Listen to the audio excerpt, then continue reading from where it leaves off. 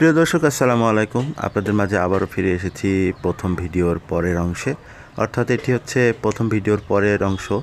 আর প্রথম ভিডিওতে আপনাদেরকে বলেছি যে এ যাবৎ যে এই কাজটিতে দেখছেন, এই কাজটি মোট 3টি অংশ করা হয়েছে, অর্থাৎ এটি অনেক লম্বা। আর লম্বা হওয়ার কারণ হচ্ছে এই যে কাজটি দেখতে পাচ্ছেন, এই কাজের প্রতিটা বিষয় আমি তুলে ধরার চেষ্টা করেছি। তো সেই ক্ষেত্রে এই ভিডিওটা একটু লম্বা হয়েছে, তাই আপনাদের যাতে মানে সময় একটু বেশি লাগার কারণে যে আপনারা একটু বিরক্ত হবেন আর কি, সেই বিরক্ত যাতে না হন সেই জন্য এটাকে 3 অংশে বিভক্ত করেছি, অর্থাৎ 3টা পার্ট রয়েছে এটা। আর এইটা হচ্ছে তার দ্বিতীয় পার্ট। তো দেখতে পাচ্ছেন বোর্ড অলরেডি লাগানো শুরু করে দিয়েছি। আসলে আমার ভিডিও তেমন একটা গোছালো নয়, আমি খুব ভালো ভিডিও এডিট করতে পারি না। আপনাদেরকে দেখানোর জন্য, সবথেকে সহজভাবে বোঝানোর জন্য আর কি, যেভাবে পারি সেভাবেই আর কি ক্যাপচার করি ভিডিওগুলো। তো হয়তো বা আগের ভিডিওতে এই ভিডিওর অনেক কাজ টুকটাক দেখানো হয়েছে, বা এই ভিডিওর কাজ সামনের ভিডিওতে চলে গেছে। তো যাই হোক, 3টা মিলায়ে পুরো কাজটির যে বিস্তারিত পুরো প্রসেসটি রয়েছে সেটি দেখতে পারবেন এবং শিখতে পারবেন পুরো ভিডিওটা 3টা অংশই যদি পুরো দেখেন। তো এটা ফিনিশিং করার পরের একটি সিন। আর রাত হয়ে গেছে, তো এই জন্য আর কি ক্লিয়ার দেখতে পাচ্ছেন না, তবে এরপরে একটি ক্লিপ দেওয়া হবে দিনের বেলার যে ক্লিপ, সেটি আমি সকালবেলা এই কাজটি শুরু করেছিলাম। আমরা 2 জন লোক, তো কাজটি কমপ্লিট করতে আমাদের সন্ধ্যা পেরিয়ে গিয়েছিল। তো এটি প্রথম ভিডিওতে আপনাদেরকে যে দেখানো হয়েছিল কাঠের টুকরা লাগানো, আর সেটি মোবাইল দিয়ে ভিডিও করা ছিল। আর এই যে ভিডিওটি দেখতে পাচ্ছেন, এটি হচ্ছে একটি অ্যাকশন ক্যামেরা, আর এটি ঘরের এক কোণায় ফেলে রাখা হয়েছিল। তো এটাতে পুরো ঘরটি কাভার হচ্ছিল, এই জন্য এই শর্টগুলো আমি ভিডিওর মাঝে দিয়ে দিয়েছি। তো কাঠের টুকরাগুলা লাগানো প্রথম ভিডিওতে আপনাদেরকে বুঝিয়ে বলেছি ঠিক কীভাবে লাগাবেন, এবং তার আগে সুতা টাঙিয়ে নিয়ে সেই সুতার উপর প্রান্ত পর্যন্ত একদম লেভেল হবে সেইভাবে লাগাবেন।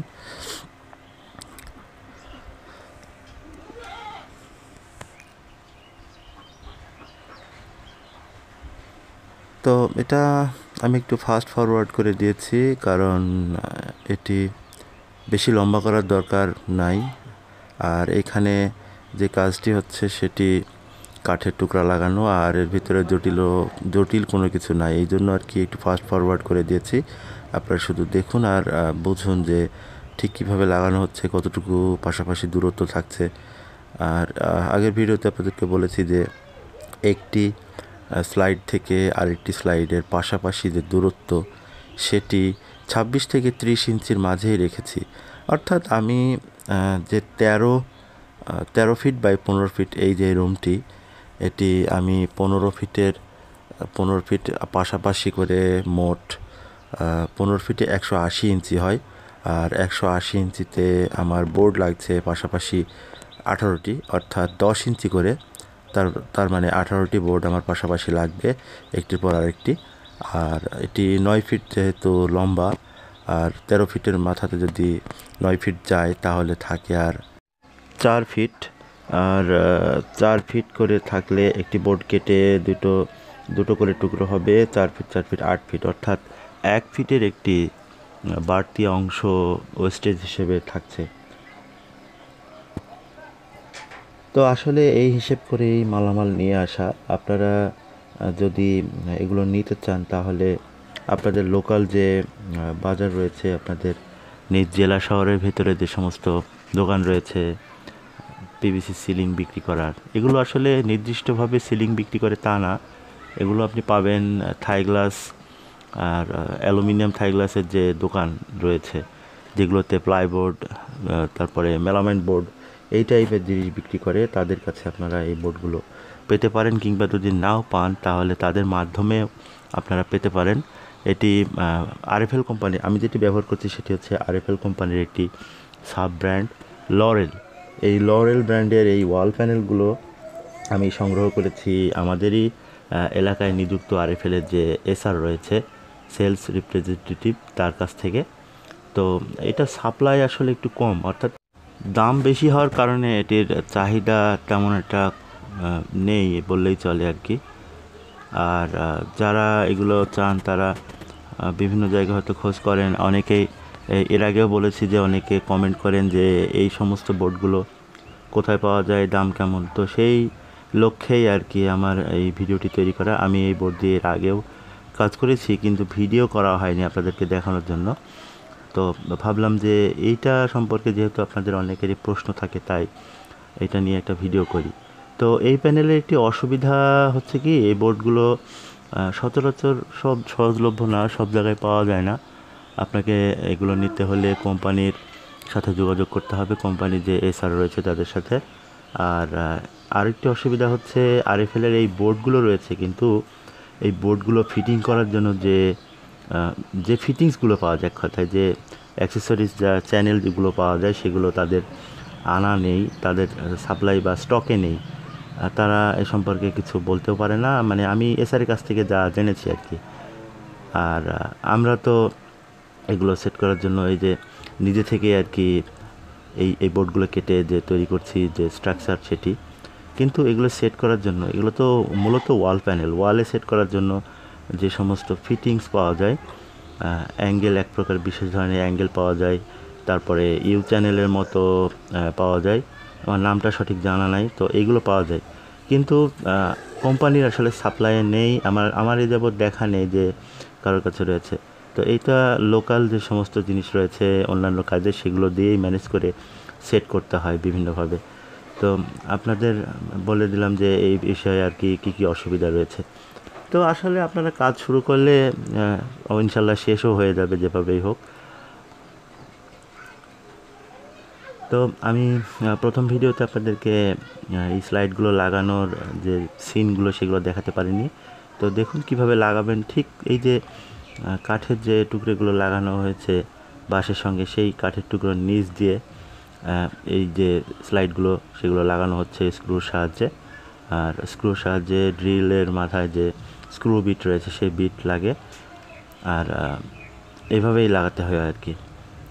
তো একটি বোর্ড 8 ফিট লম্বা থাকে। 8 ফিটের পরে যেহেতু এটি 15 ফিট বাই 13 ফিট, তো 15 ফিট লম্বার দিকে আমি এটি লাগাচ্ছি। 8 ফিটে গেলে পারে আর 7 ফিট থাকে। এই 7 ফিট পরবর্তী যে আরেকটি রয়েছে, সেটি দিয়ে লাগানোর পরে 1 ফিট কেটে ফেলতে হবে। তো আপনারা লাগাতেই আর কি দেখবেন কিভাবে হয়। আপনাদের যদি কোনো প্রশ্ন এই সম্পর্কে থাকে, কোনো অসুবিধা থাকে কাজের সময়, আপনারা যদি এই সমস্ত কাজ করতে যান, অনেকেই পেশাদারি হিসেবে কাজ করেন, অনেকে নিজের বাড়ি কাজ নিজে করেন, নতুন অনেকে থাকেন। পুরাতন ভাইরা তো জানেই, আমি তাদের উদ্দেশ্যে বলছি না। যারা নতুন এই সমস্ত কাজ করে থাকেন, ব্যতিক্রম কিছু করতে চাচ্ছেন, তাদের জন্য আসলে আমি চেষ্টা করি সব কিছু তুলে ধরার জন্য, যে আপনারা আগে দেখুন, বুঝুন, শিখুন এবং কাজটি সুন্দরভাবে সম্পন্ন করুন। আমি অনলাইনে এর আগে আমি যখন এই কাজগুলো করতাম না, আমার ইচ্ছা ছিল আমি ইউটিউবে, গুগলে সার্চ দিয়েছি। তো বাংলাতে আসলে তেমন একটা নেই বললেই চলে। ইউটিউবে তো খুব পাওয়া একটা যায় না, আর এত ডিটেলসভাবে আপনাদেরকে বোঝাবেও না, তাদের সময় নাই। আর তারপরে সবথেকে বড় কথা হচ্ছে, যারা অডিয়েন্স রয়েছে, যারা দর্শক রয়েছে, তারা আসলে ধৈর্যশীল না। একটু লম্বা ভিডিও হলেই অনেকে একটু কটু কমেন্ট করেন। আমার ভিডিওতেই অনেক কটু কমেন্ট আসে। অনেকে বলেন যে এত লম্বা কেন, হ্যান কেন, ত্যান কেন, নানান রকমের আজে বাজে কমেন্টও আসে। তো সবগুলো উপেক্ষা করেই আসলে আমার এগিয়ে চলা আপনাদের উদ্দেশ্যে। আর ইনশাল্লাহ আমি এগিয়ে চলেছি। আর আমার মন্দ কমেন্টের পাশাপাশি, মন্দ কমেন্ট আর কয়টা, কিন্তু আসলে আপনাদের অনেক ভালোবাসা, অনেক শুভাকাঙ্ক্ষা পেয়েছি বা পাচ্ছিও এখনও। অনেকেই আর কি প্রেরণা যোগান যে চালিয়ে যান। আরও অনেক আর কি ভালো ভালো কমেন্ট আসে, যেগুলো দেখলে আসলে কাজের অনুপ্রেরণাটা জাগে।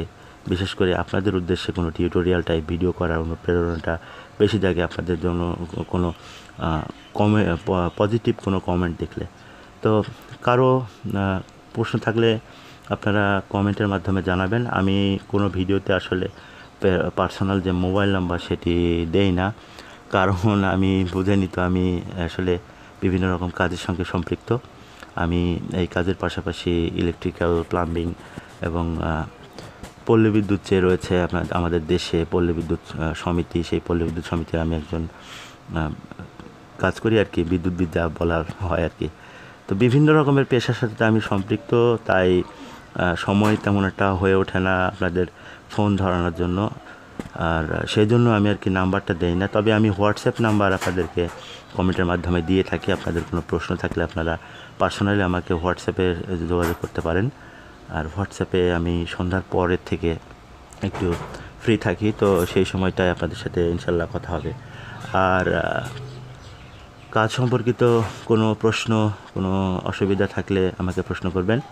আর আমার চ্যানেলে যে সমস্ত ভিডিও রয়েছে অধিকাংশই বিভিন্ন কারিগরি বিষয়ক, তো আপনাদের যদি একটু উপকারে আসে ইনশাল্লাহ আপনারা এটিকে শেয়ার করে দেবেন এবং আরেকজনকে দেখার সুযোগ করে দেবেন, যাতে তারাও এর দ্বারা একটু উপকৃত হতে পারে।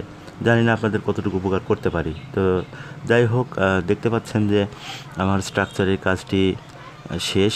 আমি একটি বোর্ড উঠিয়ে নিয়েছি, এটি অলরেডি একটি লাগাইও দিয়েছি। আর এই বোর্ডগুলো সম্পর্কে আপনাদেরকে একটু বলি। এই বোর্ডগুলো হচ্ছে সাইজটি তো আপনাদেরকে বলে দিয়েছি, 10 ইঞ্চি চওড়া এবং 9 ফিট লম্বা। আর একটির সাথে আরেকটি জুড়ে দেওয়ার জন্য আসলে দুই সাইডে, একটি বোর্ডের দুই সাইডে বিশেষ ধরনের খাঁজ থাকে। একটি খাঁজ হচ্ছে লক সিস্টেম, মানে লক ধরনের, আর আরেকটি হচ্ছে ওই লকের ভিতরে যাওয়ার জন্য অপর পাশে যেটি রয়েছে সেটি, অর্থাৎ একটির সাথে আরেকটি ইন্টারলকিং সিস্টেমে আটকে থাকে।